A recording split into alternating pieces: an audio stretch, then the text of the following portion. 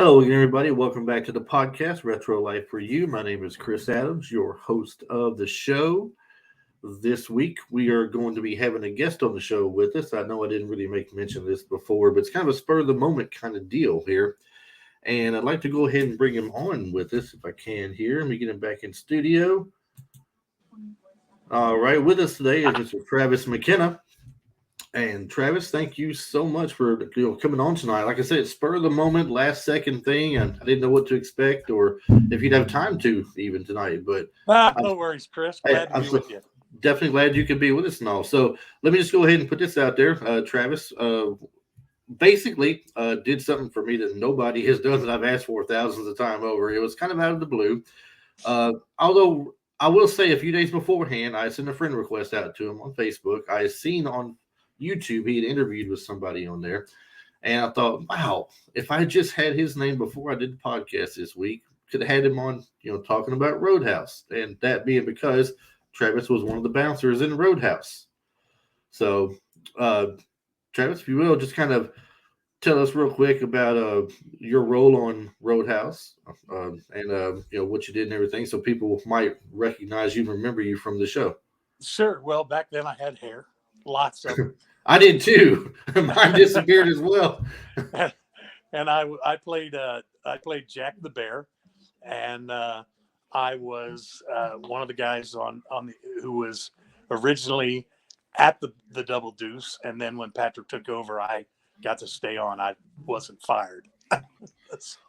Yeah, and last week we did a show on Roadhouse, which once again, kind of a last moment kind of deal. Originally, I wanted to do Red Dawn for a Patrick Swayze movie, and my friend Ray, who was on that week with me last week, he said, I haven't watched it recently, and I don't know it as well without going back and rewatching it. He goes, can we pick a different one? I said, well, what about Roadhouse? He goes, oh, I know Roadhouse now.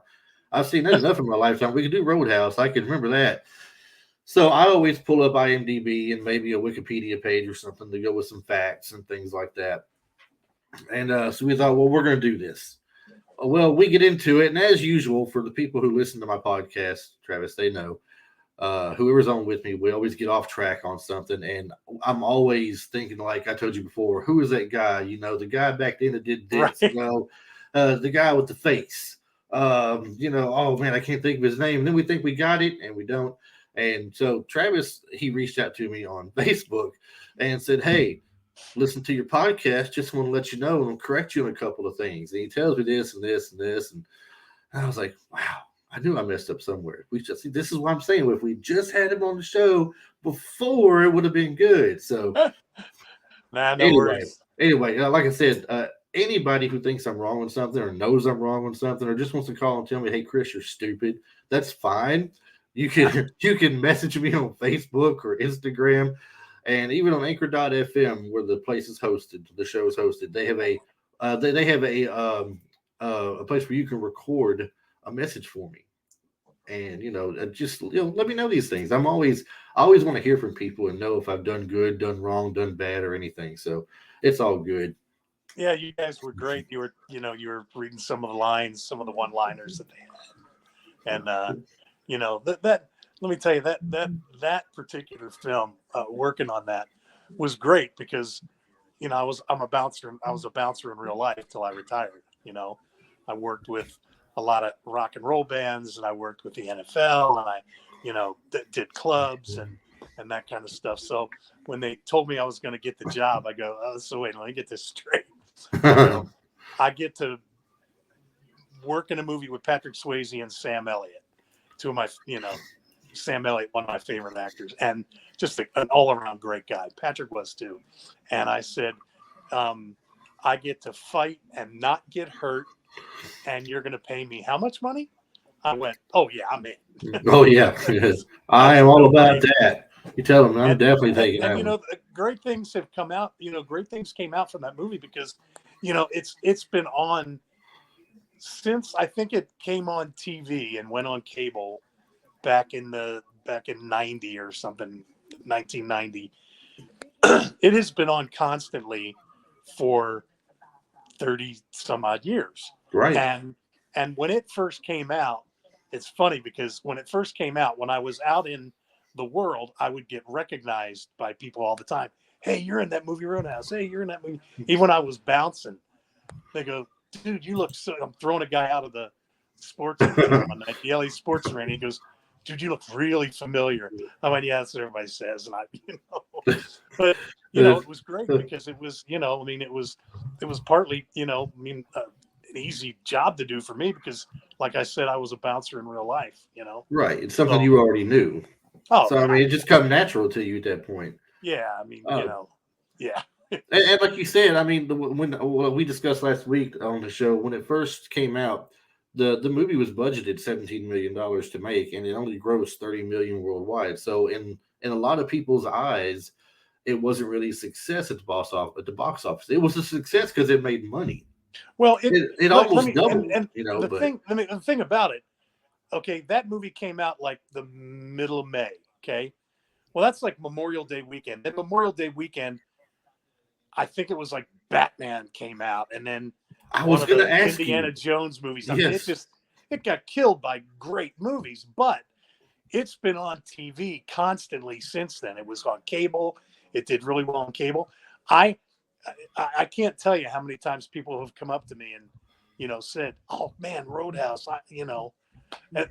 Funny story. Okay, Uh-huh. I at one point my buddy Warren K worked for Bruce Springsteen, so Bruce was with his father-in-law and they were out in L.A. and they went to this place that called the Sagebrush Cantina, and Warren happened to be there at the time when he saw Bruce, and he called me, said, "Hey, Bruce is here. Why don't you come on down?" I went, "Okay." So I go down there, and I'm talking to Bruce, and because I'd worked with him, and he congratulated me. He goes, "Hey, I saw this movie of the week you did. You did a really good job." And I go, "Oh, thanks." Well, just then, some guy comes up, and he goes, "Hey, you're Travis McKenna. You're from that movie Roadhouse." And I went, "Yeah, I am." And he goes, "Wow." He goes, "Can I get your autograph?" I went, "Sure." Yeah. So I signed the guy's autograph, and as I'm signing the autograph, he looks and goes, "Oh, hey, Bruce. So anyway, did you guys do your own fighting that movie?" Well, okay.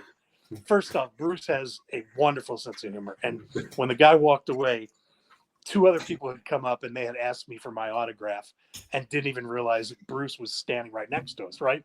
So Bruce, when they walked away, he goes, "Hey, Travis," he goes, "I got to congratulate you. You handled yourself really well with those fans there."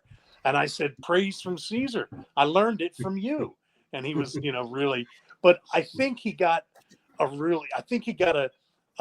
jolt of pleasure out of it because one of his guys that he worked for had done something different and done something, noteworthy. And he was really like proud of me, it was really Yeah. cool, No, that is cool, and that's funny at the same time too. That if the people really didn't recognize that was Springsteen next to you, or maybe they just thought to themselves, "Oh, there's no way that's Bruce Springsteen." It's got to be somebody and else. arguably, I mean, he looks exactly the same. He's arguably the world's most famous. He's a little less famous than Elvis. Yeah, Okay. yeah. But I mean, it's I mean, Bruce everybody knows who Springsteen. the boss is. You know, Absolutely. uh, uh, Absolutely. And a nicer guy you'd never want to meet. A great I'm guy. sure. I'm sure. Similar story. I was reading about this the other day. Did you watch the Game of Thrones when it was out? I never did. Didn't know if you were into that kind of stuff or not, but the Emily Clark or Emilia Clark, I think that's how she pronounces her name. She played the main character, Lady Daenerys, that everybody was so crazy about, the keeper of dragons, the queen or Right. something or other. Uh, now for the show, her hair is dyed blonde, a really bright, blonde, all practically white, as far as the hair goes. Now, I'm assuming it's dyed, or it could be a wig. I don't know. But anyway, um, when you see her now, it's just like a dark brunette or black hair. So she was out with some of the Game of Thrones people, she said, not too long ago. And some fans saw them and went crazy and asked her, "Would you take a picture of me with the Game of Thrones people?" So she did. And when they left, she was just laughing. They're like, "Didn't that Okay. bother you at all?" And she's like, "Oh no, no, it does not bother me a bit. It's Here's great." okay. Here's my story like that. Okay. The night Roadhouse came out, we went up to the Universal Amphitheater, what used to be the amphitheater. There's theaters there, and a bunch of us, Marshall Teague, Benny Urquidez, Julie Michaels, a bunch of the guys, all of us went up there and we watched the movie. On the way out, people were coming over and they couldn't believe that this, they're asking everybody for their autograph and they're all, oh man, talking about the movie and, had a big crowd and blah, blah, blah. So as we're leaving, Julie Michaels, she goes, so how many autographs did you sign? I said, none. She goes, what? I go, nobody asked me to sign any autographs. I as a matter of fact, I took a picture of some fans with her and with Benny and with Marshall Teague. And she goes, they didn't recognize you? I go, no, not one person. And I just thought, well, there you go. The movie's out. I'm not going to get recognized. And that's exactly what did not happen, because I couldn't go into my local Costco, which then was called Price Club, I think. And I couldn't go, everywhere I went, people would, notice me. I did a movie a couple of years or so after that called Batman Returns. And when that came out, I took my kids to see it at the drive-in in my house, near my house, out in a place called Simi Valley. And when I went in between the first show and then that show, I was getting my kids some popcorn, and the guy goes, "Hey," you're the clown. You're the clown in this movie. I go, "Yeah, that's right." He goes, "Oh my gosh, this is so great." And he wanted to take a picture, and he goes, "Wait a minute." He goes, You're also that guy from Roadhouse." I thought, well, there you go. And I was on a TV series at the time called Coach. So, I love Coach. I was going to bring that up with you later, actually, some of the TV shows you've done. That was a great show to work on. Oh, Jerry Van Dyke is a genius. Yeah, Craig Nelson was a great guy. They had a great cast. Shelley Fabre on there. Shelley Fabre was just she's the nicest, sweetest woman you'd ever want to meet. And then Bill Fagerbakke is a real funny guy, and everybody on that show was great. It was a blast to work with them. I am not old enough to remember to know the Donna Reed show when it first came out, but I watched the Nick at Night reruns when it was on. Yeah, and I always thought she was great on that show. I had a big crush on her. As younger, I was like, well, she is a very pretty lady. See, and I remember her from that show, and I remember her because I was, when I was a kid, I watched that. But when I was older, she was on CBS One Day at a Time. And she had a great part in that. And I remembered her from that. So it was really nice to work with her. Plus, I remember from the movie, she did a surf movie in the 60s. And she was it was just so much fun to watch her. Really good actor. And just literally salt of the earth. Just the nicest, kindest woman you'd ever want to meet. Yeah. Yeah. No, you've worked with so many great people. I mean, thanks. Would you think, I mean, I've asked this to other people in the past. I want to get your opinion on it too.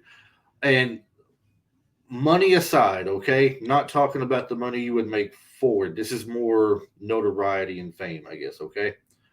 Would you rather have like 4 or 5 blockbuster hits where you were like, you're Tom Cruise, you're well known everywhere you go and everything else, or would you rather be somebody who just got steady work over the years, got to experience different things, work with different people? I got to tell you, I've said this before in other interviews. I have no interest in the process of celebrity.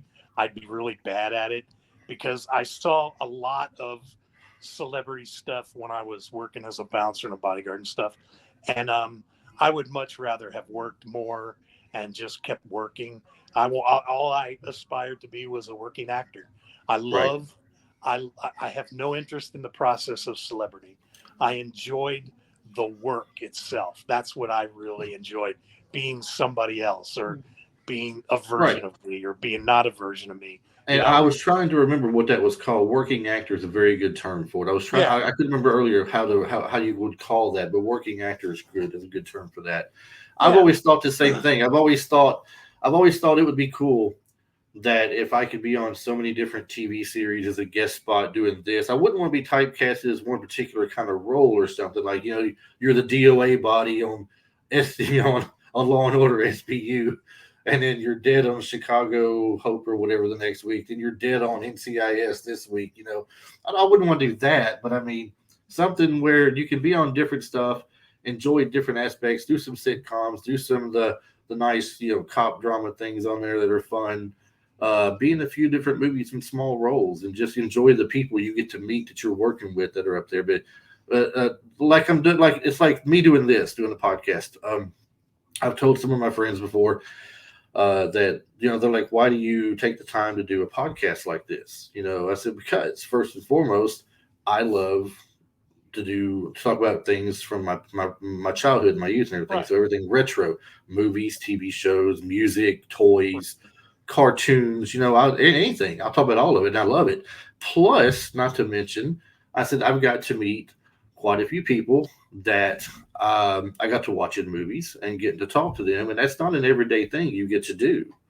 No, when So I mean, I, I Burt Reynolds was directing an Amazing Stories episode, and it was when I was first becoming an actor, and I was nervous. It was Burt Reynolds, he was right, directing, and he's, to me, Burt Reynolds at the time. I mean, he was Hooper. He was, the guy from, that 100 different movies that you I can't mean, imagine. And first thing comes to mind is just Smokey the Bandit. To me, that's the first thing that comes to mind. right. Yeah, And Hooper, he was Gator. right. Right. Gator McCluskey, but he was just that guy. Well, he could tell that I was nervous, and he took his time with me and talked to me, and we talked about other things, and he put me at ease. And I left there that day. I didn't get the job. Rick Dukeman did, and he did a great job. Rick deserved the job.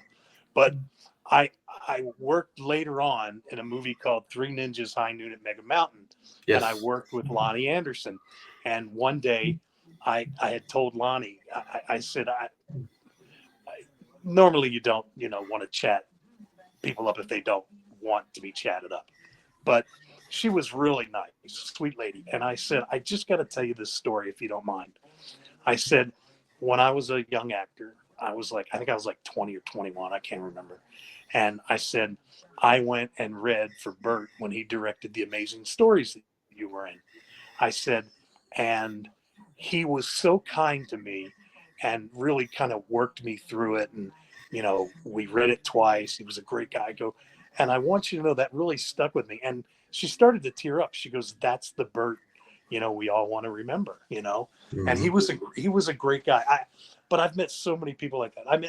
I used to work at the Hollywood Bowl, and I ran the backstage, and one day I show up for work, and I'm, wearing a suit, and I go, and I hardly ever looked to see who was coming.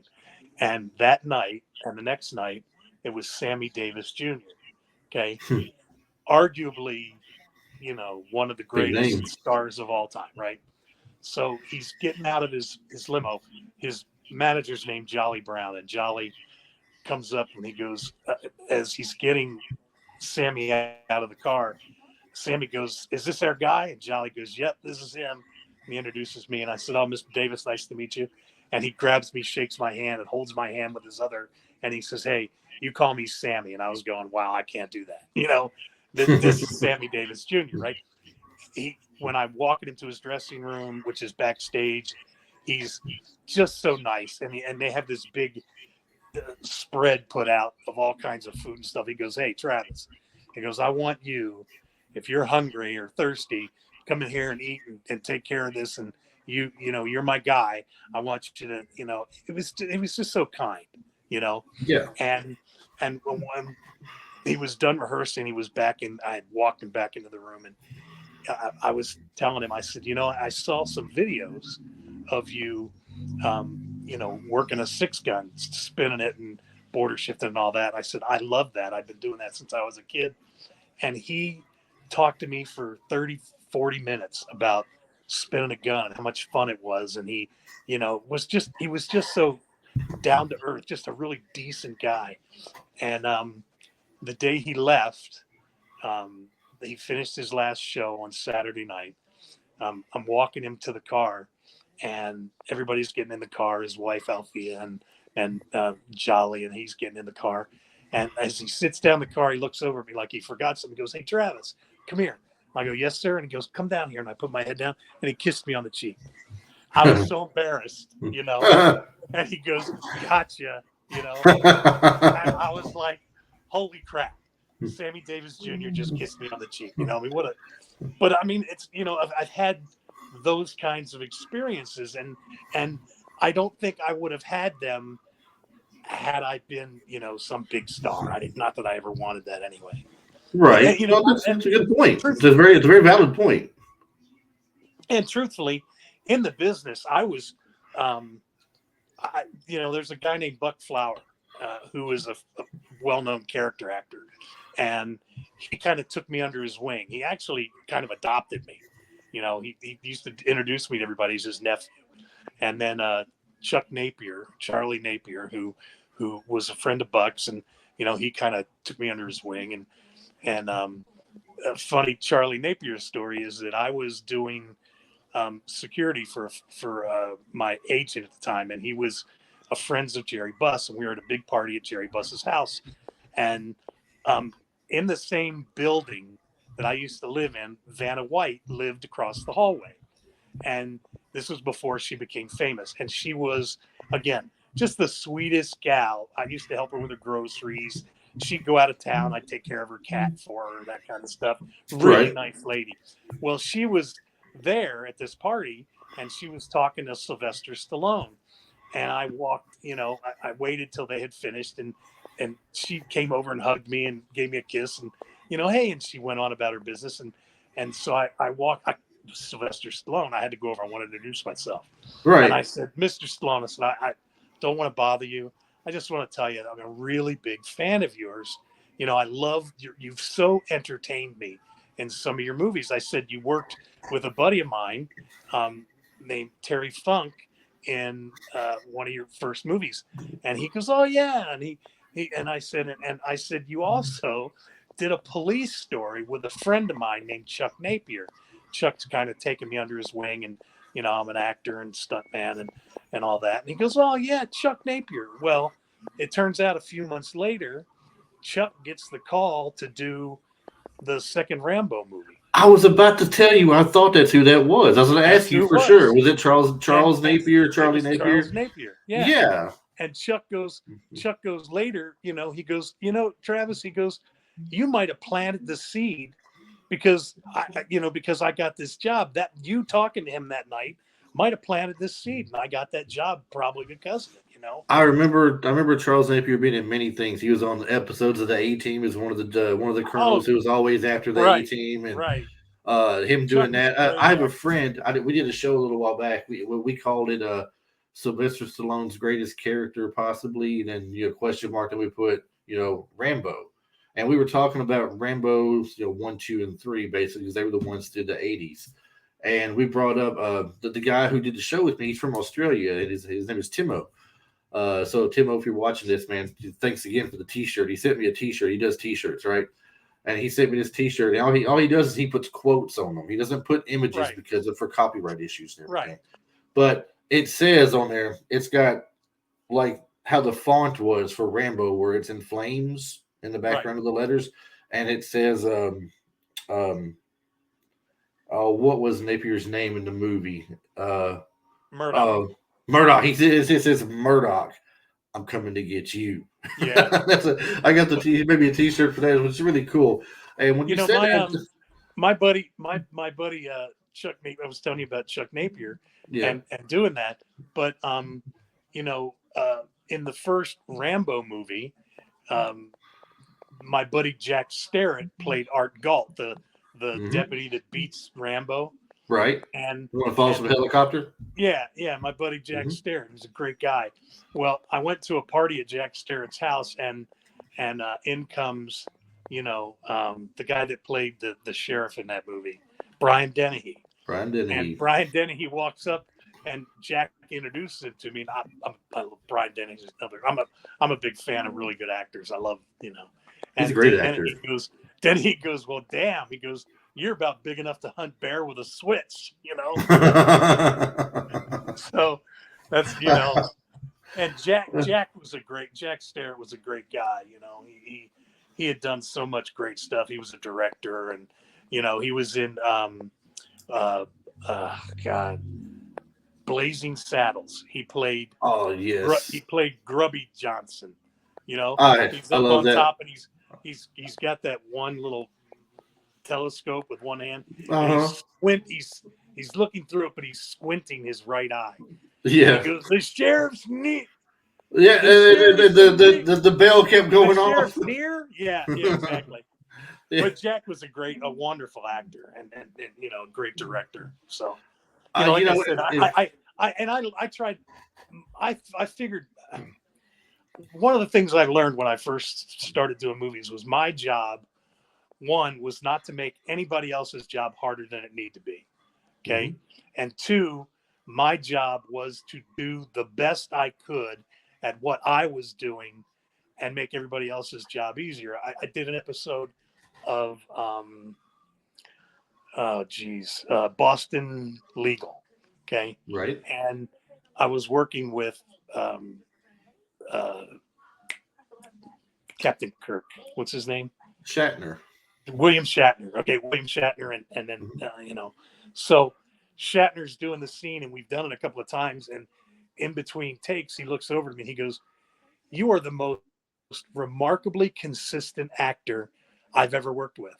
Which Mhm. that's like, what a That's great high compliment. praise right there, And coming from him. I said, I kind of know how I'm going to do it, and I can make adjustments, but I don't. My job is to do my job as best I can, so you can do your job as best you can. And he just looked at me and he put his hand on my shoulder. He goes, "That's great." He goes, "That's the, great, great, nice guy, you know." Hey, I'm losing your camera a little bit. Can you go down a little bit with it? I'll start. There you go. Oh, There you sorry. go. No, you're okay. I was just gonna tell you. I mean, for the people who are watching, they were only seeing your forehead for a second. So, but it did kind of bob back up a little bit where you were showing your face, but then it just completely went up to here. Like Oh, sorry. that's what I thought. I knew you didn't want to know. You didn't want to disappear on me. Uh, it's funny how small a world it is when it comes to this kind of type of stuff. Okay. I had a guy on here for an interview named Patrick Laberto. I don't know if you've ever worked with him or not. I have never Um, worked, but I know who he is, of course. Okay, so I had him on here. He was in Blazing Saddles uncredited as a kid. Right. He told me a story how they were playing. His scene was about some kids were beating him up or something, and the sheriff is already in town. The sheriff goes to break it up. He says, sends the kids on. He says, "What's wrong, young man? These boys messing with you?" He says, "No, sir. We was just playing a game." And he says, "Well, what were you doing?" He said, "We were playing a game called Welcome the Sheriff." Right. So we were laughing, and I told him, I said, I don't think that movie would go well today. I don't know if it would. I mean, No. it probably wouldn't go well, but we need stuff like that though, too, Politically though. politically correctness has ruined the business.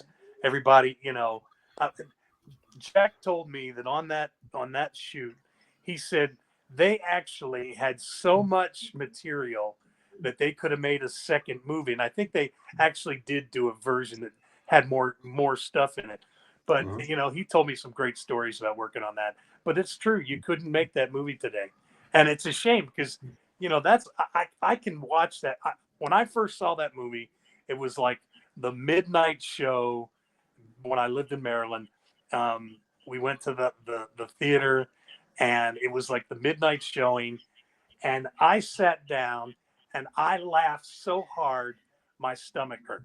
Yes. I mean, I that movie, and today when I if it comes on TV, I watch it, and I know they cut it up for TV, but that movie is so funny still today. I think, For me, it's that type of humor. I love that type of Oh humor. God, yeah.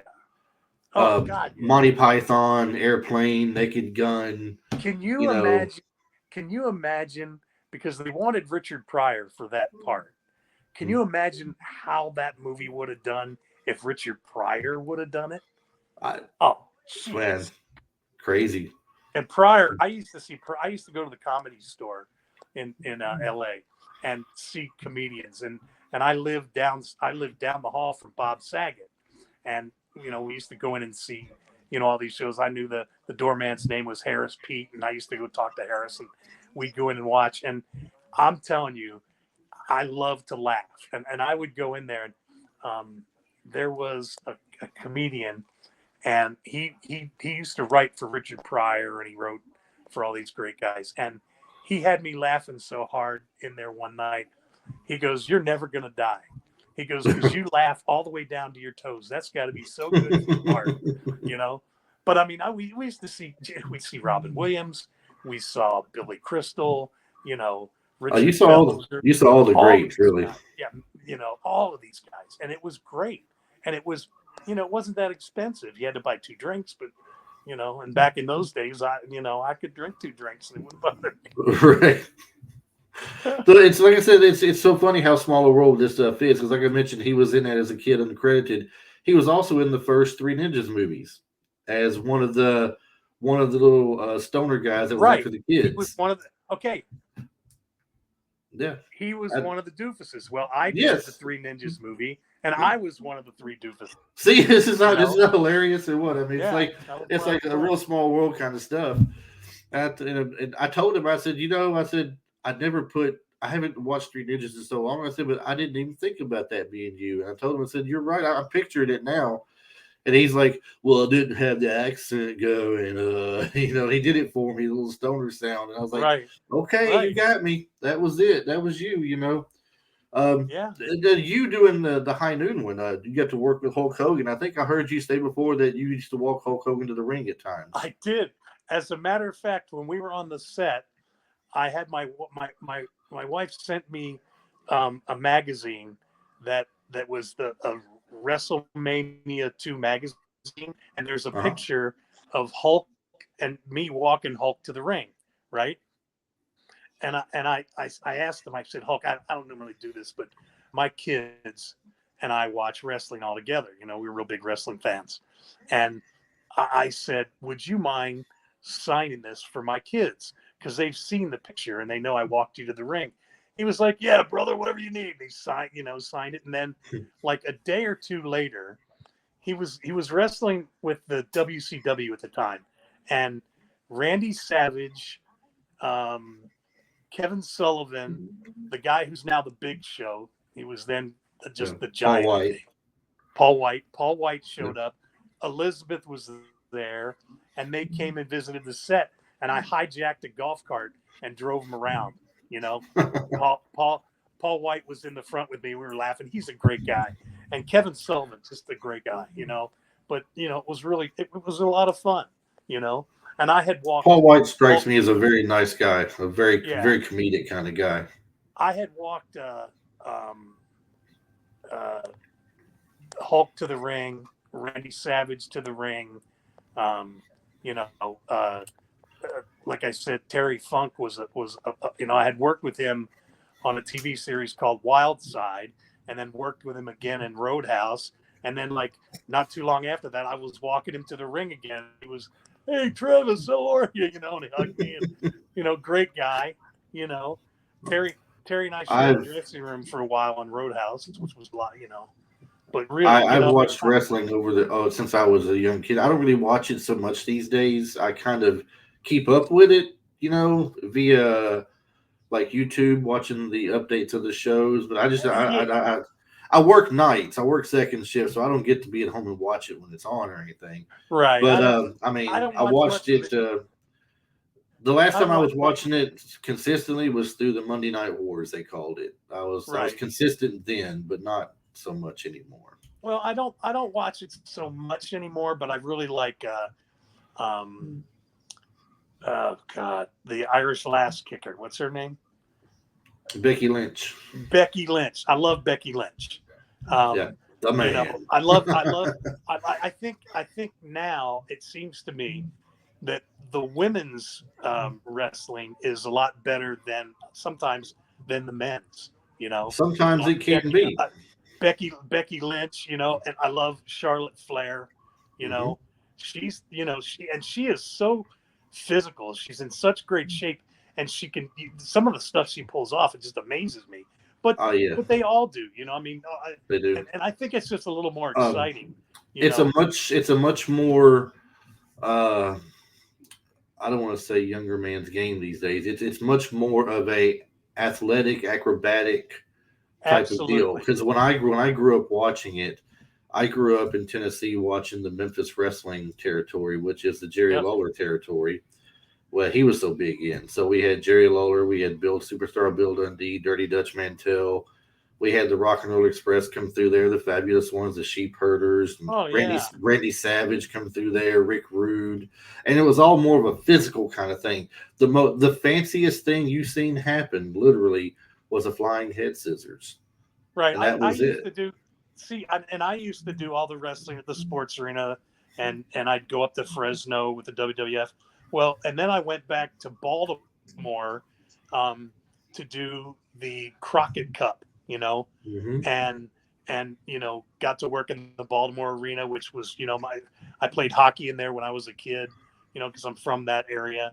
Right. Um, and I got to go back for that. The company I worked for, Contemporary Services, CSC, they were the largest crowd management company and the biggest for many, many years. And so I got to go back for that and work there. And there's a guy named Red Bastine who was like a road agent for the WWF. And he said, "Hey, if you run in to Dusty Rhodes, tell him that I said hello." So the first day I'm there, I bump into Dusty Rhodes and I go, "Hey, I just want to tell you, I work in LA, and my buddy Red Bastine told me to tell you hello." And he goes, "Oh, Red, yeah." And I guess because Red was an agent down in Texas, and Yeah. knew all those guys, and it was great. I mean, it was a good event, and I got to go back home I hadn't been home in a long time, so I got to go back home, and I saw some relatives and my aunt, and saw some friends, and got to have steamed crabs. And after the show that night, we all went to dinner. The owner of the company, Pete Kransky, took me to dinner with him, and we ended up in the same restaurant in Little Italy with all the wrestlers. So they were like, "Hey, Trav, how are you?" So it was just really cool. I mean, it was my I have been so fortunate that my life has touched in so many different places. Like I've had some health issues. I mean, I was shot 5 times. I was stabbed. I've had 7 Wow. concussions. I have no curve in my neck, 3 herniated discs in my back. I had the West Nile virus that put me in a coma for 24 days. And I just recently had my right part of my right leg amputated, and I had a stroke 5 days after they amputated my leg. And so I've been through a lot. So when I was recovering from the stroke, and I had been in the hospital, and I was in a special unit in the hospital, and I was sitting around thinking about my life, and I went, you know what, you just get up. I mean, that's my I've always been able to get up no matter what happens to me. I've always been able to get up and move forward. So I was thinking, because it's getting a little tougher to get up and move forward, I went, you know what, even if you don't make it, you have had an incredible life. I mean, look at the people you've met, and the concerts you worked, and the rock and roll people you've worked for, and the NFL, and who'd have thought a kid from Lutherville, Maryland, would be in the movies? I did a commercial that got nominated for an Emmy. The Wow. Discover Brokerage tow truck commercial, and it got nominated for an Emmy. I didn't win, but I got to go to the Emmys, Well, it's and still cool though. I mean, yeah, just to be absolutely. And, and I just to and be I considered for something like that. and It's and like and my greatest accomplishment was that I found a woman who loved me, and I raised 3 sons. I have 3 grandkids. All 3 of my sons have worked for me. I used to run the security at the Ventura County Fairgrounds right on the beach just north of LA, and we hmm. used to do all their big concerts. I knew half the acts that came in. I had worked with them before, and I taught my son something, and I worked there for 30 years, 30 summers, and Right. I got to work with some of my best friends and got to see great people. You know, I can't really get like upset and depressed, because I have had an amazing life. I mean, And see, really an amazing life. that's really an awesome way of looking at it because some people would be like, "Well, won't that doesn't that just bring you down or something? Don't you just wish that something better had happened?" And then, like you just said, you look at it and you go, "Something better had happened." I mean, I maybe you look back and you wish some things hadn't have happened, but Can something better happen? You've done all these things. You've seen Well, all you these know, places, met and all these people, and been in these abs- shows and movies. And absolutely. I mean, look, Sammy Davis Jr. I got to hang out with him. I met, Burt Reynolds. I mean, these were guys who, I worked on the Dukes of Hazzard reunion show, right? right. And I got to work with, some of the coolest guys, you know, um, the I guy met that Tom played Wopat recently. Actually, that was cool for me. I'm a huge Dukes of Hazzard fan and growing up. John Schneider. Okay, John, I had met John Schneider before. He didn't really remember me, but John Schneider used to go out and play gigs. He was a singer. Yep. My buddy Gary Hanley was his backup band on tour.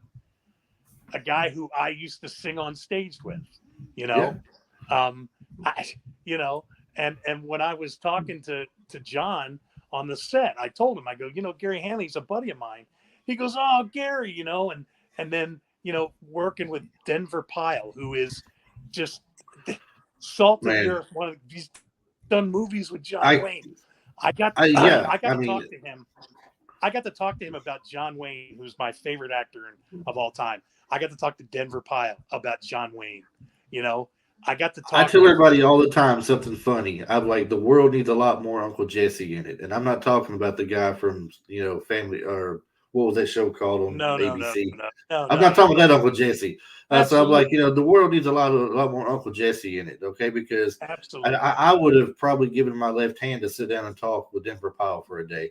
The I, man I, was I got in. and I got to I work with mean, him for like weeks, and yeah. and I he mean, was so he told me great John Wayne stories and John Ford stories, and then who played Sheriff Roscoe P. Coltrane? James Best. James Best. Okay, James Best.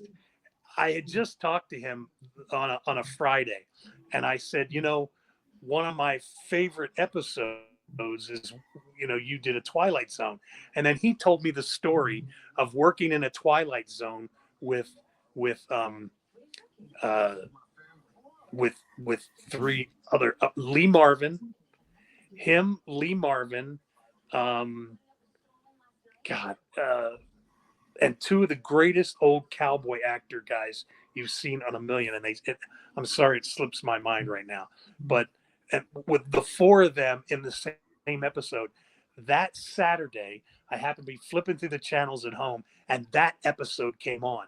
So when I came back to work Monday, I said, you're not. I just saw that episode on TV on Saturday, and he goes, man, he goes, those were the days. He goes, they were so great. And he talked to me, and just to work with those guys, I mean, just Everybody on that show at some point had been a part of something still good and wholesome in a sense. Like Denver Powell did some Andy Griffith. He did. oh yeah, I want to say he was on some episodes of Gunsmoke playing different people. yep, He was on yep, Grizzly Adams. yep. I mean, he was all these great things. Then you look back and you look at Roscoe, James Best. James Best being on Andy Griffith, playing a character on there, reoccurring in 2 or 3 different episodes. I mean, James and plus, Best not to actually mention the had westerns he was in too. and he had an acting school. Yes. And did you know that Parker Stevenson, the guy he and the other guy they did the detective show where The they were. Hardy Boys. No, not Parker No. Stevenson. Well, Um, Parker Stevenson was one of the Hardy Boys, one of the right, Hardy Boys. right. But the other Yeah, one was, I can't think of his name either. I can see his face plain as day, right. but I can't think of his name though. He and the guy that played Major Dad, what's his name? Good Oh, actor. Gerald McCraney, Gerald McCraney and him played these two brothers that were detectives, Simon and right? Simon. There you go, Simon and Simon. And that was like I used to love that show because people would Yes. pop up in that also, Yeah. But a buddy of mine in his band used to play the theme to Simon and Simon as one of his songs in his sets. It's a great theme song though. That's Oh, something sure. you don't get. That's something you don't get today. You Right, don't get the benefit of good theme music for shows. Back then, you had the opening of the A Team was great. Knight Rider was right, awesome. Miami Vice and the synthesizer sound was really really cool. People loved it. You had Simon and Simon with that little guitar solo sound to it going on. The right. Magnum PI intro music. I mean, just the good old boys, Dukes of Hazzard. Right. You know, you could go on and on. All these different themes that were so good. Even the sitcoms Right. had good intros. You had Different Strokes was a good Absolutely. one. That's memorable. The Jeffersons are memorable.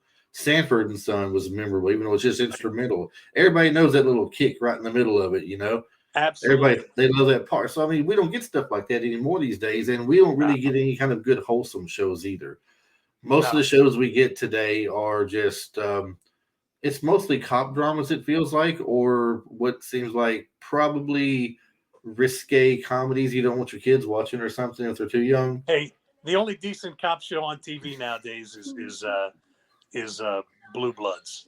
I love Blue Bloods. As Yeah, far as I'm and concerned. it's a pretty decent show. I used to watch NCIS all the time. Oh, I watch NCIS New Orleans. Yeah, You but know. then that's gone off the air though. They quit it.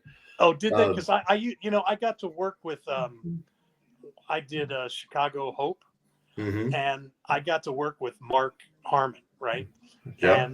And Mark had seen me pull up one day, and I had a '79 Bronco, big old Bronco, and on the back I had a Pro Rodeo sticker on the back. On one side it was Pro Rodeo, the PRCA, and on the other side was a bumper sticker that said "God bless John Wayne." And I used to get more people beeping at me and honking at me with that "God bless John Wayne" bumper sticker. So Mark goes, "Hey," he goes, "I couldn't help. I saw you pull in today." He goes, "Could you get me one of those Pro Rodeo stickers from?" I go, "Absolutely." I said, "I think I got one in my truck," and I didn't. But I went home, and the next day I came back. I brought it to him, and he was just not. He wanted it for his pickup truck, Yeah. And I said, "Absolutely." He goes, "You got a PRCA medallion in your window?" I go, "Yeah, I used to do security for all these rodeos and stuff, and one of the guys from the PRCA gave me one, so I could pretty much park at any rodeo I wanted to for free, right?" And he goes, "Oh, can I get one of those?" I go, "I don't know, man. I don't know if I can get you one of those."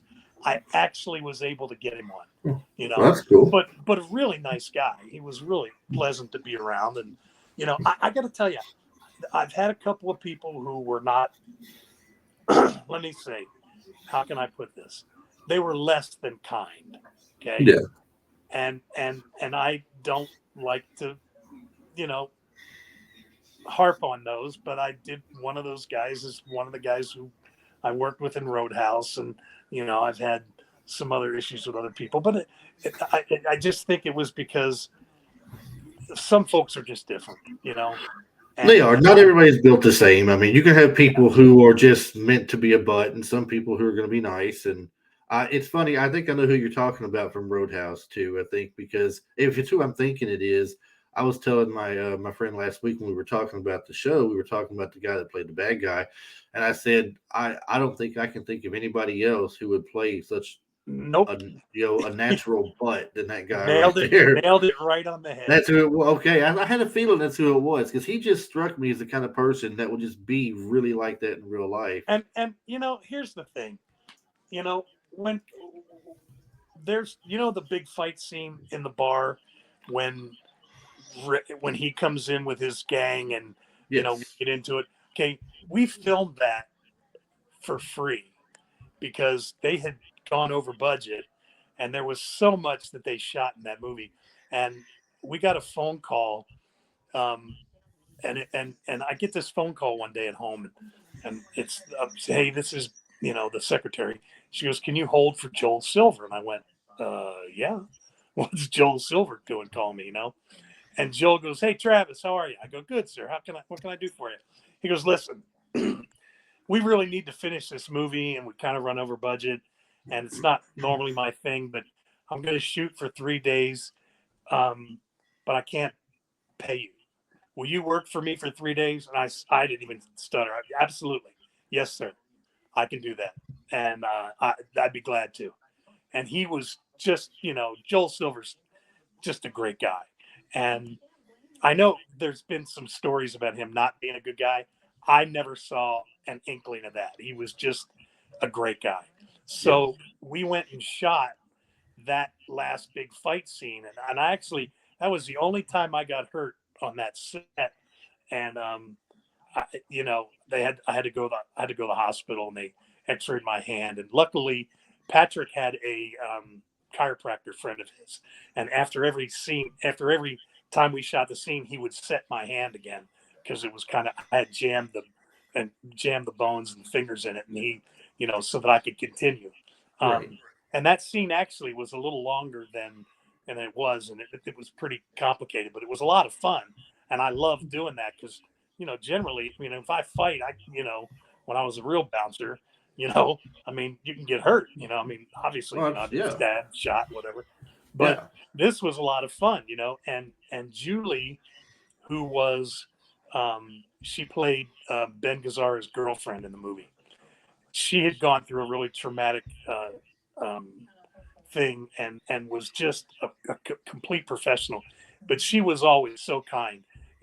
She saw me get up off the ground when I got hurt, and she goes, "Hey, you." She came over, running over. "Hey, you okay? You all right, honey? Or you all right?" Really just, everybody on that set was it was so nice to work with. Everybody was great except The one guy. one guy, and you would figure here's the guy who who had done so much great work, and he's a wonderful actor. I mean, this is how I look at other actors. Okay, if you can make me love you and then do something that makes me hate you, you're a good actor. Well, Yeah. he was one of those actors for me, and I was excited to work with him, you know, and I was excited to work with Sam. Sam, salt of the earth. Patrick, great guy. When Patrick was working on Point Break, Yeah. Point Break. okay, my friend Julie was on that show. She Yep. she got She's a the chance. lady that jumped out of the shower and beat up Keanu Reeves. Right, that's right. Okay, Yeah. so she's working on the set. Well, when my wife had my son Jake, I called her on the phone and I was sharing the news, and I said, Julie, sorry to wake you up, but Chris Ann we're having a boy, and his name's Jacob Garth McKenna, and he's 7 pounds or six, whatever he was, and it's 22 inches, blah blah blah. She went the next day and told Patrick, "Hey Patrick, Travis just had his son. It's his new baby boy. He was born yesterday. It was July 17th. It was my birthday on the 18th of July." And I had gone home to go change because I was at the hospital all night. I came back to the hospital, and in my wife's hospital room was a 6 foot tall white teddy bear and about 3 or 4 dozen roses from Patrick, congratulating me on the birth of my son. That's really Now nice. that's a class act, Oh, it really is. It really And I is. I didn't mean, and I didn't know how to get a hold of Patrick, so I called Julie and I said, "Hey Jules, it's Trav again. Do me a favor. Will you please tell Patrick thank you for the teddy bear? My kids played with that teddy bear all three of my sons ended up sleeping on it. We finally just got rid of it not too long ago because it had holes in it and we didn't want to try and fix it. But right. I had that thing for 25 years maybe, you know. That's cool. That's cool. And Though. I it's mean, that's like a. I bet when someone like that gives you something that cool, you want to hold on to it too, though. absolutely, but again, that's how fortunately I have been able to live my life, and I I'm grateful for it. And look, nobody ever told me a kid from Lutherville, Maryland was going to grow up to be in the movie business, work with rock and roll, some of the biggest rock and roll acts in the world, and, meet a beautiful woman who was way above my station and have 3 kids. And now I have 3 grandkids. And there was, my buddies who I worked with for many years actually had a pool that I was going to be dead before I was 30 because I was actually full goose bozo crazy. They would go, Jesus, but when my son was born, Jake, the day afterwards or 2 days afterwards, a buddy of mine called me and he goes, "Hey, Trav," he goes, "let's go to lunch. Congratulations on your son," and blah, blah, blah. I'm, okay. So we go to lunch and we sit down and we're at my favorite rib place. And he goes, "Hey, well, here you go." And he hands me this envelope and I go, "What's this?" He goes, "Well, that's the money." I go, what money? He goes, well, he goes, we had a pool that you weren't going to make it till 30. We thought you'd be You dead. outlasted. You went Look, to bed. I'd been shot. I'd been stabbed by that time. I almost didn't make it right. Had probably 3 or 4 of my concussions by then. And he goes, yeah, well, and there was like $980. And it was everybody who had signed up and the date they thought and I made it, right? So I said, look, Yeah. you call everybody on the list, tell them we're all going out to dinner Monday night. We're going to go to this place because they had all you can eat ribs. And we went there and celebrated. And I picked up the tab, except I wouldn't pick up the beer tab because we drank.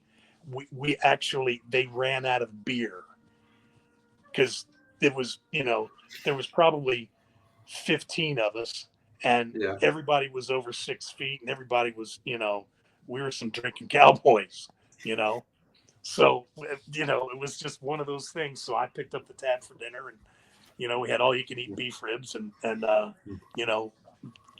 guzzled some beer and, it was pretty funny. It was a big time. I tell you, I feel like I'm kind of like you in a sense, in the fact that I'm glad of the things that I've gotten over my years and everything, no matter how big or small they are and everything.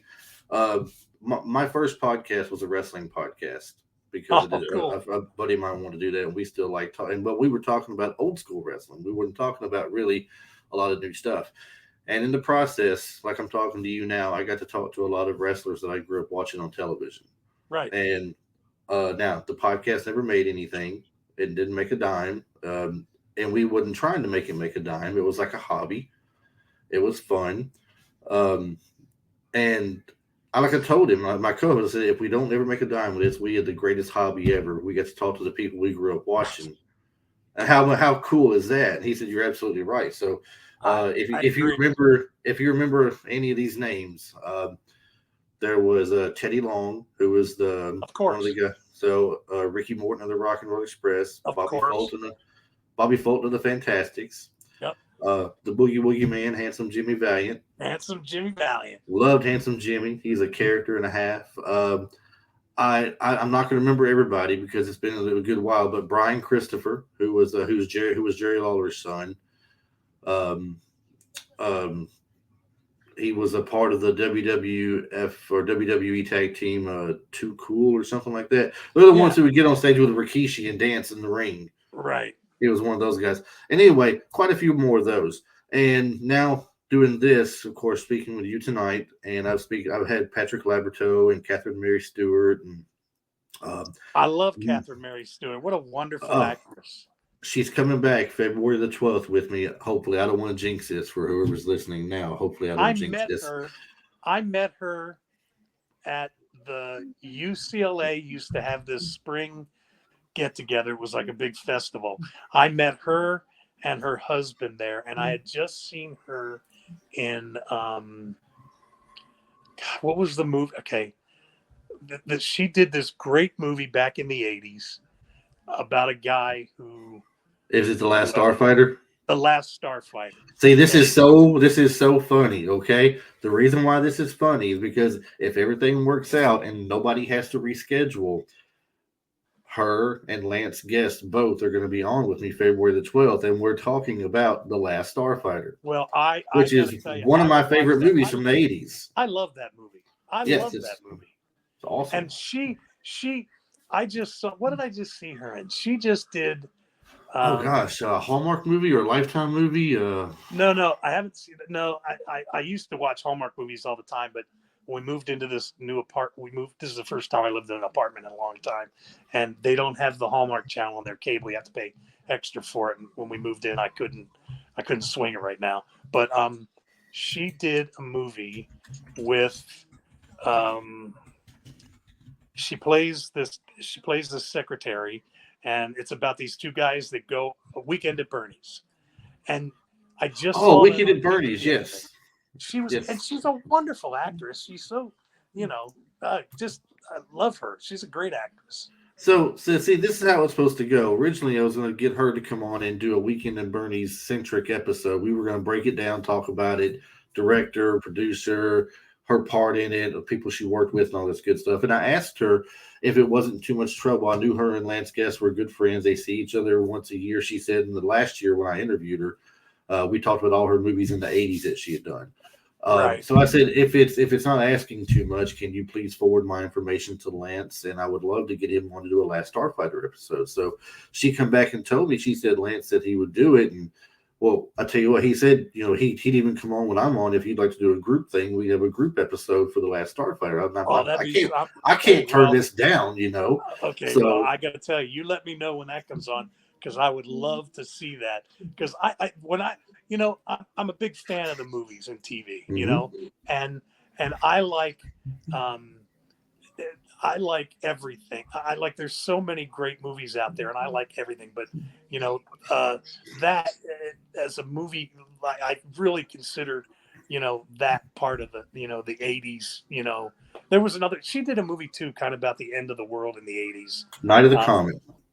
Night of the Comet. Another. She did a great job. I just seen that movie for the first time 2 years ago or 3 years ago. Oh, really? I think 2 years ago. And I told her I was ashamed to admit I hadn't seen it when it came out earlier, but my mom wouldn't take me to watch movies like that anyway when I was younger.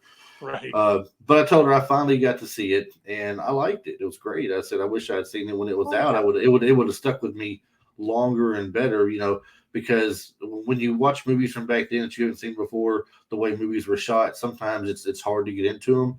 But this wasn't hard to get into because I knew who she was and I already liked her. I didn't know who Kelly Maroney was at the time. She did a really good job. She played her sister. She did a really good job. She did, and I had forgotten she was also in that chopping mall too. My favorite line from that movie: "Daddy would have got us Uzis." Yeah, and the reason I remember that's because that's what I got shot with. A guy shot me with an Uzi. Ooh, oh, that's not good. Yeah. I mean, it is a funny line, but I mean, I don't think that would have felt too good, dude. Let me tell you, the only time I was watching a Chuck Norris movie where he plays a cop in Chicago, right? Mm-hmm. And there's a gunfight, and there's a guy shooting an Uzi, and you could tell it wasn't a track that they put the sound effects in. It was the actual gun going off. And I was in the movie theater and I went, that's exactly how that sounds. That's, that was live ammo, or not live ammo, but it was live blanks going through it. It was the actual gun firing it. And I went, yep, because that's what I got shot with. I can't even remember what movie that is. Was that his Code of Silence movie or? Code of Silence. There you go. Was that what it was? Okay. Okay. Well, I wasn't sure. I actually,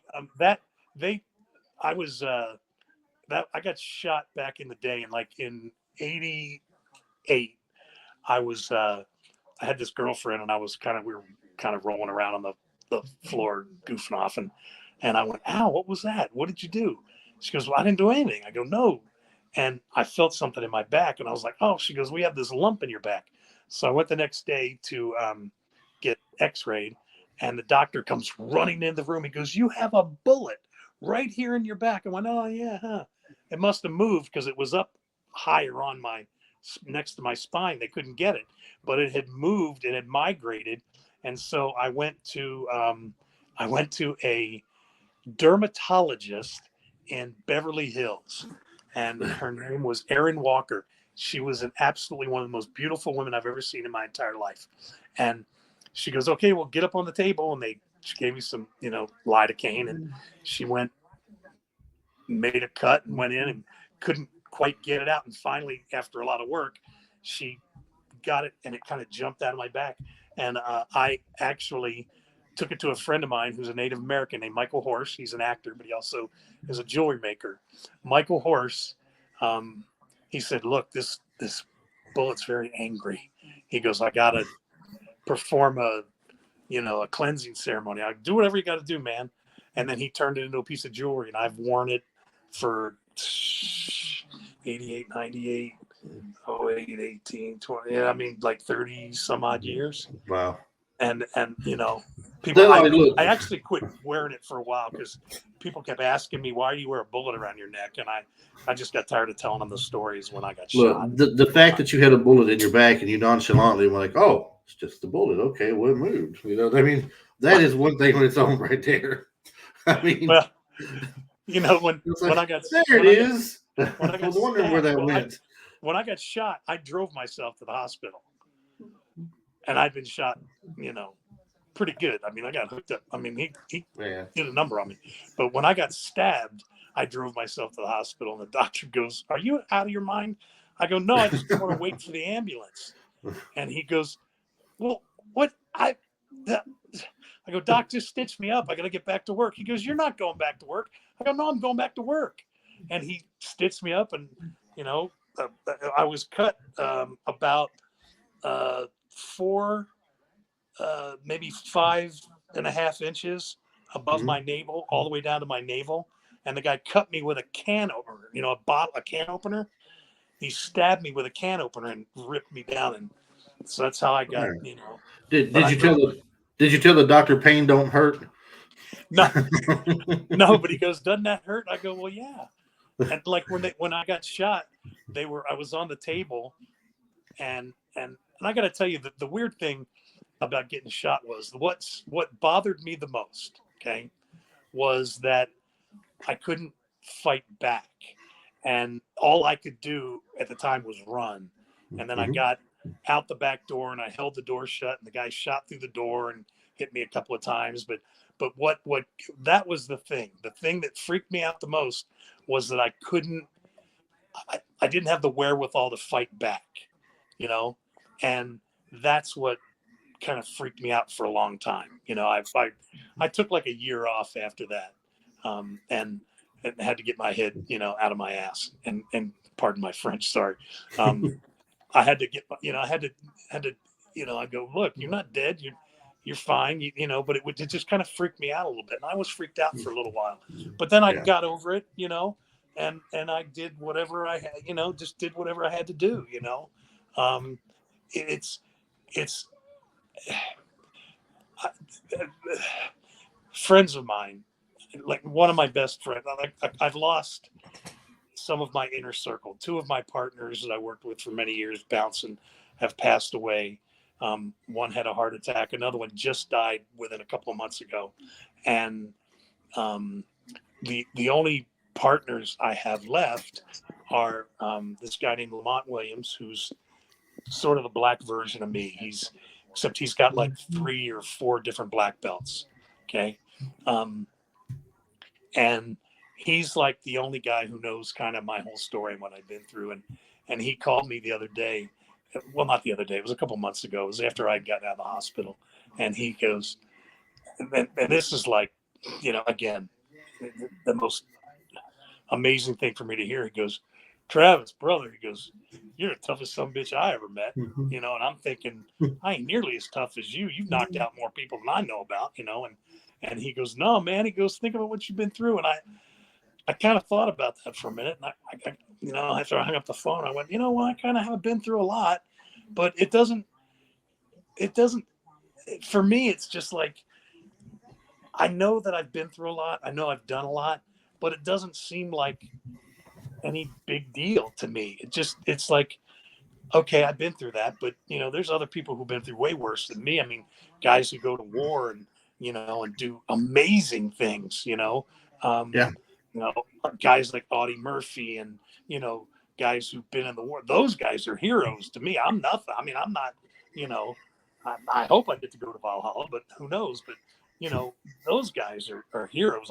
I'm just a guy, you know. I mean, I just see myself as a guy, and my job is just to get through whatever I got to get through and get up and move forward again. You know, I mean, it's been a little harder lately, but you know, but that's my job. And I don't, it's like, I can't, you know, people have said, you know, man, you've been through these great experiences. And I thought, you know, I really have, and it's great, but it's not nothing compared to what, you know, some of the other people that I know have done, you know. Right. And I just gotta, you know, my job now is just to get up and get moving and get going and be a good grandpa and, you know, um, be a good friend to those guys that I got left, and to be, you know, a decent human being, you Hey, know. always be thankful for every day that you have is what I always say, and You know it's what? it's one of the first things I say every day when I wake up is thank you for another day. brother. That's exactly the truth. And I, I'm grateful for the experiences that I've had. Um, I know that I quite frankly, between you and me and the walls here, I've done some things I ain't too proud of, back in the day, and Yeah. I've done things that, but I, I never considered myself a bad guy. I just wanted to do the right thing and do right by the people around me. I mean, I know, I know guys who got women pregnant and left, and I couldn't do that. Those kids are mine. My oldest son is actually from my wife's previous entanglement, but I've had him since he's 2. He's my son, Yeah. and he'll tell you, and he, we've gone through, a lot, and I think, when, when if you fail as a parent and you fail as a husband and you fail as a family person, that's the greatest failure you can have in your life. And I never wanted to do that, and I don't, every day I try and be thankful and be thankful I'm still here and look at what's going to be my next adventure, Right. whatever, Absolutely. I got to, Absolutely. I've told people this. This is so arrogant of me, but I've been saying this since the 80s. Ain't nothing gonna kill me but me. And I know that God has had his hand in my life. And I would not have been able to survive all the crap that I've been through if it weren't for God. And I know that, Yeah. I absolutely know that. It's not me, it's God. But I gotta, part of it is me because I'm the one that has to get up and move forward. There's a great line in the Sylvester Stallone movie Rocky Balboa. Oh yeah, that speech. When he's outside talking to his son, and Right. he says it's not about how hard you can get hit; it's about how hard you can get hit, get knocked down, and get back up and move forward. And I went, "Oh my God, that's how I've been living my life for so many years." And I thought it was really cool. And then the other day, not the other day, but a little while back, I'm watching that show Yellowstone with Yeah. Kevin Costner, right? One of my new favorite shows. And he comes in after this horrific attack, and he's in the bunkhouse, and he's grabbing a beer, and he says, "They go, oh, you okay, boss? How are you doing?" And he goes, "You know what? I'm pretty much sure that ain't nothing gonna kill me but me." And I went, "Oh my God, he stole my line!" You son of you. Somebody's been listening to you that you don't know about, and someone took your words. Well, my buddy Atticus played the tribal police chief on that show for the first 3 seasons. He played Ben. I can't remember the character's name, Ben something. But I he know was what the you're tribal talking about, police but I chief. don't know his name either. Yeah, that's my buddy Atticus Todd. He's we've been friends for I don't know years, and I'm really proud. You know what? I'm more proud of my friends when they get work, I think, than I am when I did. I was really proud of him when he got that show, and we met because we did a commercial together that I think never aired, but that's how we met, and we became friends. And it's weird how those things happen, but they do. So It's funny you mentioned the little bit from Rocky Balboa, the speech. We were joking one day and talking about how Schwarzenegger has all the best one-liners, but Stallone has the best speeches, inspirational speeches. It's like he absolutely. has the one from Rocky Balboa. He's got an over the top where he's talking to his son about the world don't Right. meet you halfway. You're gonna go out and grab it, and take it and all this stuff. And when it comes to Rocky, I'm sorry, Rambo 2, where he's like, what do you want? Like, I want what they want. For people to love the country as much as we love it and stuff like that. I can't Right. remember word for word what it was, but he's got the best speeches in movies that I think that really gets you going, that motivates you and everything. Absolutely. Crazy. He's a good Um, writer. there's a couple things I want to ask you before I let you go for the night and everything. I don't want to Sure. keep you all night long. I know you said you got plenty of time and everything, but I don't want to feel like I'm taking up all your time or something. Nah, no worries, bro. But you mentioned working with a lot of bands over the years. Who are some of the big bands? I know you mentioned Springsteen and everything. Who are some of the other big bands that you've worked with and done stuff for? Well, at the Ventura County Fairgrounds, we had God. Everybody came through. Styx, John Cougar, John Mellencamp. My buddy worked with John Mellencamp. I got to do a couple shows with him. Um, what happens a lot of times? What happened was when I got hooked up with my wife, and my buddy was all out with these big bands, and he'd go, "Hey, come out and help me if you can," and I go, "Sure," and I come out for a couple days and then go home. But we the Styx used to come, the Beach Boys. Geez, trying to think of John Cougar Mellencamp. Um, geez, just trying to think of my buddy is works with George Thorogood, Yeah. and he's come and done a show at the up at the fairgrounds. These fairground shows are great. They hold about 10 or 15,000 people. We had the biggest show we had there. This is amazing to me. Was Fluffy. Do you know the stand-up comedian? Iglesias. Yeah, Iglesias, right. Can't think of his So, first name, but yeah, I know you're talking about. okay, well, he came, and the funny thing is I got to I actually talked to his manager, and I said, listen, I know you guys, I'd really, would it be okay? I don't normally do this, but I'd really like to talk to, um, I'd really like to talk to him. And she goes, sure, he'll be out in a little bit. Just, go on up and tell him. I said, because I got a little story I want to tell him. And after I'd had the West Nile virus that put me in a coma for 20 some odd days, um, uh, I was having some trouble kind of getting back up on my feet because it affected my motor function, and I had to teach myself to walk again and to do things. And so I'm my buddy, Mark Zellman, who has passed away, was one of my best friends. We worked together for many years. Mark goes, you know what you need? He goes, you need to laugh again. He goes, you haven't had anything to laugh about, and you went through this horrible thing. He goes, you got to see this guy. And he goes, come on.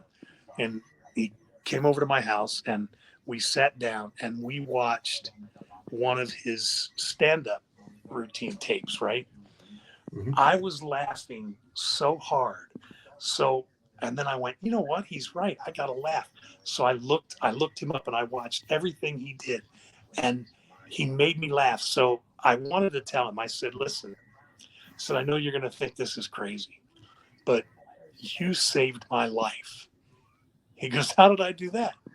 I go, well, I'll tell you.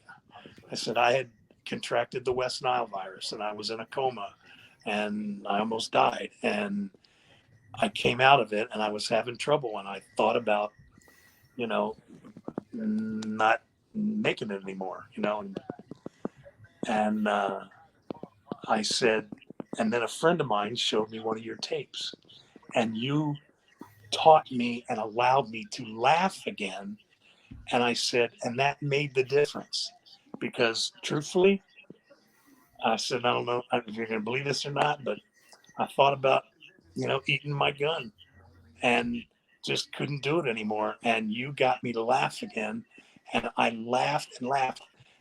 I said, you saved me, whether you know it or not, and he was like, wow, Well, they say and laughter is the best medicine. let me tell you, and it's the truth because I was really down. I mean, I couldn't, I'm a guy who's, even though I've always been a big guy, I've always been very physical, you know, I mean, martial artist, ice hockey player. I could skate. I, you know, played hockey even as a big guy. Well, I mean, up until that point in my life, I could bend over and touch my palm, hold my leg straight and touch my palms to the floor, right? When I was first dating my wife, I was joking with her. She had fixed me dinner and I said, I can, I studied martial arts. We were getting to know each other. She goes, oh, really? What martial art? And I told her Kung Fu San Soo. So it's a real military art. And I said, I can actually kick my foot over the top of your head, either foot, both ways, forwards and backwards. It's because all bullshit. I go, stand up. So I did it, and she was completely blew her away. I said, I can bend over and touch my palms flat to the ground right now. And I did, you know. So, I mean, I was always limber and in good shape and strong as an ox. You know, at one time I was benching like over 400 pounds, you know. Yeah. And so when this physicality was taken from me, I was like, man, what am I going to do? And then after that, I knew I couldn't be the guy throwing the people out of the, you know, out of the fairgrounds and stuff. I had to turn that over to somebody else, but I was still able to run the events. And um, I had told him this, you know, I said, I used to be really physical and I could do all this stuff. I said, but you saved my life. I said, and I'm not saying that just because you're standing in front of me. I wanted you to know that you made a difference, you know, and he did, you know. Like I said, I have had an amazing life. I really And have. that had to be a good feeling for him too, though, to know, you know, that his comedy had done something like that for somebody, and you know that his work was out there. You know, I follow him on Facebook, and anytime he's got something, you know, a blurb on there, and he cracks me up. You know, but I love comedy. I love to laugh. Like I said, I used to go to the comedy store, and those guys were killing me. You know, they just I used to go there. I loved going there because I love to sit there and laugh. You know, and it's funny because you know every comic is kind of different, and there's so many different ways they can make you laugh, you know, and I just love that. You know, I love that about life, you know. You know, and then we were talking about the TV shows you've been on earlier. I know you've been on a lot of different ones. You've been on some comedy. We talked about Coach. I thought Coach was hilarious and everything. Oh, But great show. what what was one of your, if you had to pick one of these shows that you had been on, what do you think your favorite TV show that you had been into was over the years? Do you have a Wow. favorite, or maybe a couple, or Well, you know, I did some really cool stuff. I did an episode of ER, Mhm. episode of Chicago Hope.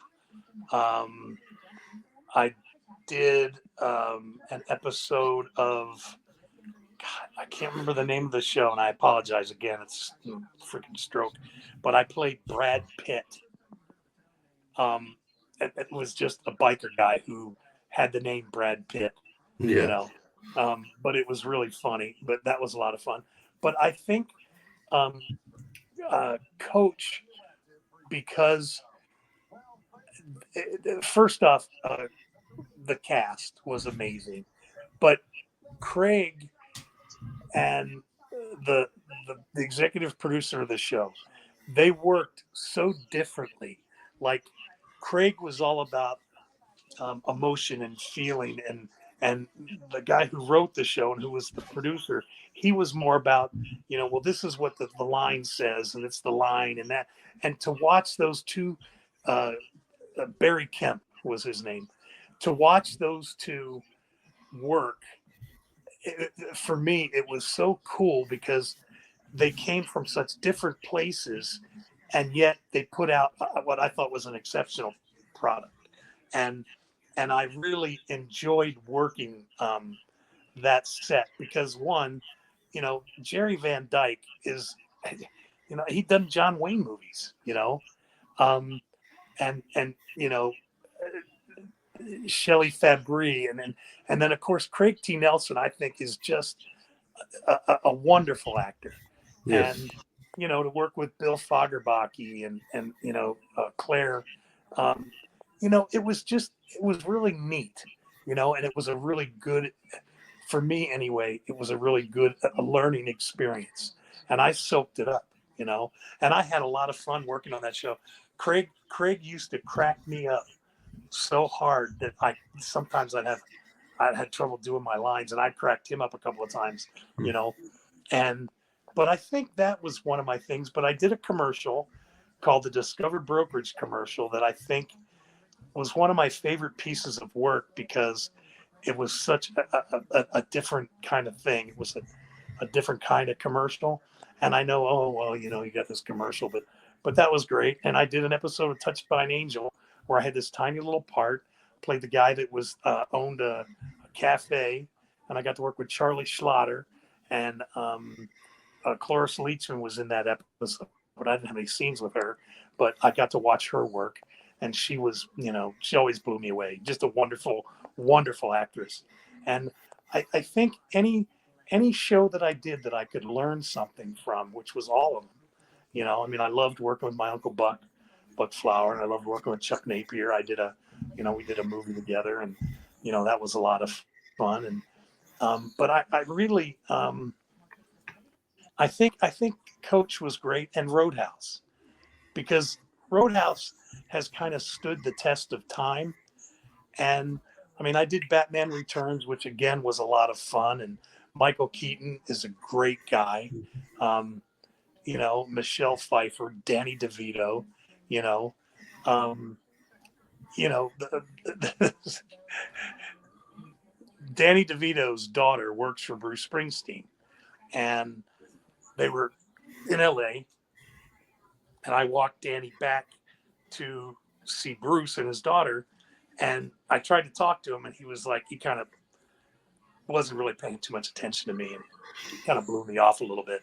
And I was like, wow, that hurt, guy for like 2 months, 3 months. And that kind of hurt. So when it came time to walk them out to their limo, he and his wife, my buddy Warren calls me on the radio and goes, hey, come back and walk Danny to his car. I was like, ah. So I had told him the story that he didn't even recognize me, man. So as I'm walking him back, I pick him up backstage, and I'm going to walk him, and he's looking up at me, and I go, yeah, I said, you don't remember me, but my name's Travis McKenna. And I said, I worked with you. He goes, Batman Returns. He goes, you're one of my guys. He goes, I shot you. I said, that water was freaking cold, okay? I landed in water that was like 48 degrees. I froze, man. It was cold. And I can swim. And I was like, oh, God, it was too much. And I go, yeah. He goes, oh. He goes, Rhea. He goes, this is one of my guys, Travis. He goes, you know what? He goes, you know why I didn't recognize you? He goes, I've never seen you without your clown makeup on. And I thought about that. He never did. Because when I was in the makeup room and they're putting all the makeup on, I was in with Chris Walken usually. Yeah. And so he was like, oh my God. He goes, Travis, how are you? He was just the nicest guy, I thought, well, that's what I get for making It's like night and day, wasn't it? It was. And he was so nice. And his wife was just as sweet as could be. And I put him in their limo, and they went about their business. And I got now, he was married to Rhea Perlman, wasn't he? Yeah. Yeah, from Cheers. Carla from Cheers. Yeah. So I got to go back and tell my buddy Warren, hey, he remembered me. He goes, well, Travis, of course they're going to remember you. Well, it's like I told you earlier. You get to work with so many great people over the years and everything, and it's really awesome. And there's one. I didn't mention it earlier. We brought up Dukes of Hazzard reunion movie earlier. Right. I've always loved her movies that she had out when I was in high school, and I was watching her. We used to refer to them as B movies because they never made theater here, but they went straight to tape, and they were the karate movies. A lot of karate movies went straight to tape as the quote unquote B movie. And but Cynthia Rothrock, that played I forget her name on the she was your girlfriend on the movie. Right. You played Bubba, and I forget what her name was, but she was one of Daisy's friends, and y'all had this fighting tough man contest going on, and right. I've always loved her. Contest. I mean, to this day, I follow her on Instagram. She is so great and everything. She's again one of the nicest, kindest people that you're ever going to meet. I actually had to kiss her, or she kissed me, or I kissed her, right? And I didn't. I hadn't informed my wife. And. So how was the couch that night, by the way? Well, we were at my wife's best friend's house watching when it came on. We were watching it on TV. And at the end of the movie, when that happened, I forgot. I just forgot. I mean, look, to me, it was like I've been in a fight. I've been kicked in the balls. I've been, hit. I didn't think it was that big a deal. Well, evidently it was, because my wife hurled a Diet Coke can at my head, and I moved out of the way, and it went by. And she goes, "You kissed her?" I go, "Yeah, but it's like, you know, I got punched in the movie too, but I didn't tell you about that." She goes, "No, no, no. You kissed her." I went, "Well, actually, she kissed me." She goes, "No, no, no. We're going to talk about this." And it was like, oh, I was in the doghouse. But she, but I, and you know what? Truthfully, I should have told her. I didn't think about it because I didn't think it was that big a deal. But It just I guess, it was acting. You acted like you liked it, but you did it was really yucky. hey, let me tell you, and there was a couple of cold, quiet nights the next couple of nights. But hey, I brought it on myself because I should have told her. I didn't, you know. But I don't think I've only kissed one other woman in all the movies I did, and it was a movie called Bloody Pom Poms, and or no, Cheerleader Camp it was called. When we filmed it, it was called Bloody Pom Poms, but when it came out, it was called Cheerleader Camp, and I kissed a girl in that. It was the first time I'd ever kissed anybody on screen, and I didn't, it wasn't that, Yeah. it wasn't that she did not like me at all. The girl, the actress, Yeah. oh, she did not want to kiss me. And I was like, hey, I'm, sorry. I mean, look, I wouldn't want to kiss me either. Tell her it's acting. Just act like you like it and let's get it over with. Come on. She was, and she did not like me, and that's okay. Look, I ain't everybody's cup of sunshine. I get that, I'm surprised my wife married me, to tell you the truth. So, because she could have done way better than me, but, I've been, like I said, I love Dusty Rhodes, when he was inducted into the Hall of Fame, the Wrestling Hall of Fame. Mm-hmm. He came out and he said, listen, he goes, I've dined with kings and queens, and I've dined on pork and beans, and I know exactly how he felt. And That's one of his. That's one of his big things he's famous for over the years. Right? I believe the entire thing was he's dined in big halls with kings and queens. He's dined in alleys with bums on pork and beans, and doing that and doing his whole hard times speech he had. It's hard times when the factory closes down, the man loses his job. It's hard times, and I used to know all these growing up because I loved Dusty Rhodes growing up. But everybody for wrestling, I wasn't a big WWF fan because it was more show, and WCW was more wrestling. Right. And Memphis wrestling that I mentioned was definitely more wrestling because all they want to do is throw punches and kicks and slams and over the top rope and things like that. It was just big fights, So when it comes to WWF, they were okay early on. Like when you got to walk Hogan to the ring, I think that was, you said WrestleMania 2. That was the King Kong Bundy cage match, I believe. I think it was. I do believe it was. Back then, they had some okay stuff going on, but King Kong Bundy did not want me and my buddy Mark Zellman and Bob Lovka to walk him to the ring. He said, that guy's a monster. Those guys are big. I'm supposed to be the biggest thing out there. And he has a point. But, you're trying to sell him as the big deal. This was back in the day when they had crazy fans who'd come over the barricade to get to a wrestler, Oh, they still do that today. I got hit in the head with a guy threw it. I was walking Roddy Piper and Cowboy Bob Orton out of the ring, and some guy up in the loge section threw a D battery and hit me right here in the head, and it knocked me silly. Jim Cornette tells a lot of good stories like that about being the heel and trying to leave places after you tick people off and getting drowned in beer baths and batteries thrown at them and beer bottles thrown at them and people wanting to fist fight them out in the back in the parking lot. But isn't Jim Cornette just a wonderful bad guy? Oh, he's the best. He's the best.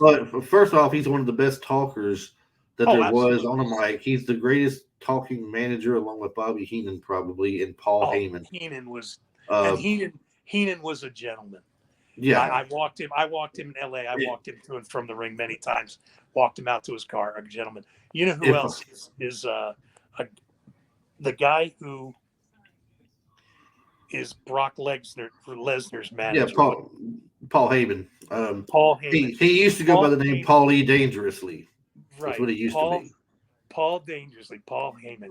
He is another wonderful bad guy. Yes, he does it well. He's I was gonna say he's probably the best talker on the mic. Him and Cornette. One of them. I can't make up my mind which. When it comes to managers, they're the two best at it. They know how to get heat. They know how to make people mad. They know what to say. But if you give them an open mic, the one guy who I love is he's a commentator. Wears a cowboy hat. That's Jim Ross. Jim Ross. Jim Ross is. It's a slobber knocker. Let me tell you, Jim Ross is just, he's one of the best. But look, I used to work with Jay Strongbow. He was one of the road agents at the time. I talked to him because when I was a kid, Jay Strongbow was one of my heroes. Chief Jay Strongbow. Yep, and when he would do the war dance, man, I just love that. I don't remember if he tag teamed with Mark Youngblood or not. I know Ricky Steamboat did, but I don't know if Strongbow did or not. I don't know if he did, but let me tell you, the guys who I used to love, him and Ivan Putski. I loved Ivan Putski, But I come from that era of wrestling where, it was something else. The Grand Wizard, he was a guy who was a WWF guy. But, I loved wrestling. It was great theater, and it was a lot of fun to watch as a kid. I actually, I'm so ashamed of this, but I was working at the Hollywood Palladium, and we were doing punk rock guy who used to drink out of people's tennis shoes, Iggy Pop. And we're doing his show, Iggy Pop, and this guy came out of nowhere and tried to dive over the barricade to get to the stage, and I caught him, right? And I caught him in midair, and I took him out. I walked down the barricade, and I was going to take him out, and one of his buddies, I guess, saw that he was going to get thrown out and didn't want that to happen, and he came out of left field. Well, I threw this guy on his partner. His partner got up, and the only thing I could think of was an arm drag takeover. And I took him down to the ground, and I put him in a wrist lock, and I put my head on I put my foot on his head, and I go, listen. I go, I'm telling his buddy, he's getting up. I go, you get up. You're leaving. You're both now leaving. I go, but if you want to keep this up, I'm going to hurt him, and then I'm going to hurt you. You're done, And they, by then, one of my guys had come out, and we, got rid of him. But my partner comes over to me, and he goes, dude, that was the best arm drag takedown I've ever seen. You'd make Ricky Steamboat proud. Oh, loved Ricky Steamboat. He had a good deep arm drag, He'd really get into it and bring him over. Oh, absolutely. Yeah. You'd have him going for sure. Well, man, I want to tell you, I really appreciate you coming on tonight with me, and talking this stuff. For having me. Oh no, it was, believe me, it was my pleasure. I love getting to meet new people like you and talk to you. Like I said, I got to see you in different things coming up, growing up and everything, and Roadhouse being one of my favorites. And whenever you messaged me out of the blue, that alone right there to me was something else, was something special. I told my buddy about it. I said, you're not going to believe who just messaged me on Facebook. Well, I'm glad that I'm glad that you friended me, because I'm glad I can help you out here, and it gives me a chance to, toot my own horn for a little bit and feel better about myself, kind of, because I'm kind of retired now. I wrestle with my kids. I don't do any more, I don't do any more brawling. Thank God I'm retired. Hey, we got to retire sometimes. If I could get that retirement word in my head and get out of retail and everything, I'd be thrilled. Hey, I keep telling everybody. I said, you know what? I said, if I luck out one day, this podcast will go boom, and I won't have to do it no more. I can just do the podcast. See, that would be great. But There then you they go. said, but they're like, well, what if it don't? I said, well, then I'll just go back to work every day like I do, and I'll keep doing this for fun because I enjoy doing it. But When there's I always turned, when there's I always that possibility it may just go boom one absolutely, day and take off. You never can tell. And hey, all I these turned, people that have been coming on, I said that just builds me up further and further to it.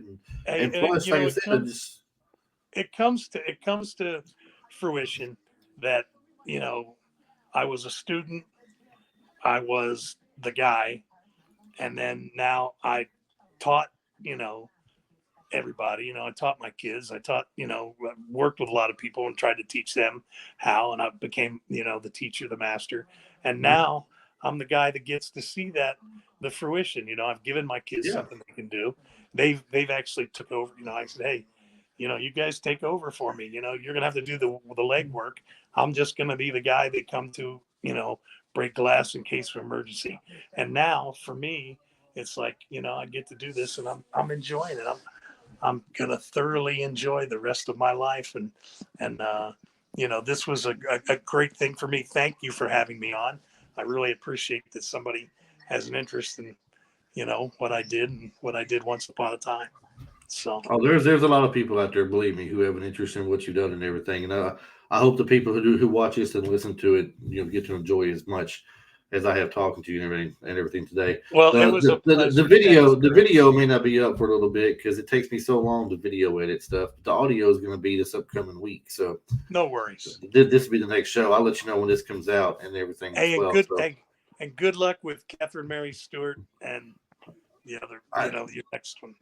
thanks so much. I did her and Lance guest together. If like I said, if nothing happens to cause us to have to reschedule or anything. I'm crossing my fingers and everything because that's one of my favorite movies growing up was The Last Starfighter. So Hey, I can definitely talk all day about that one. So, well, it was a pleasure. but I tell you what, do me a favor and hang on for a second. I'm going to run a couple things by you when we get off here real quick, Absolutely. and I'll get back to doing then. So everybody, one more time, Travis McKenna, and thank you for coming on today with us. So, I mean, you're entirely welcome. Thank you. all right, thank you. One moment. All right, everybody. So that was Travis McKenna, and like I said, it was such a pleasure and such a fun time talking with him tonight. Uh, don't forget, you can pick up this podcast anywhere you get your favorite podcast at. We're on iTunes, we're on Spotify, we're on uh, Google and Amazon and Stitcher. We're hosted at Anchor.fm. If you go to Anchor.fm and go to Retro Life for You, it's actually www.anchor.fm/Retro Life number 4 YOU. There will be a poll you can do, a question of the week based on our podcast today that we did with Travis. So you can participate in that.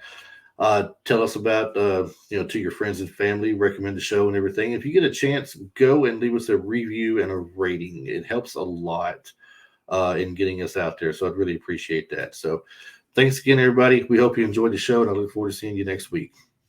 Bye-bye.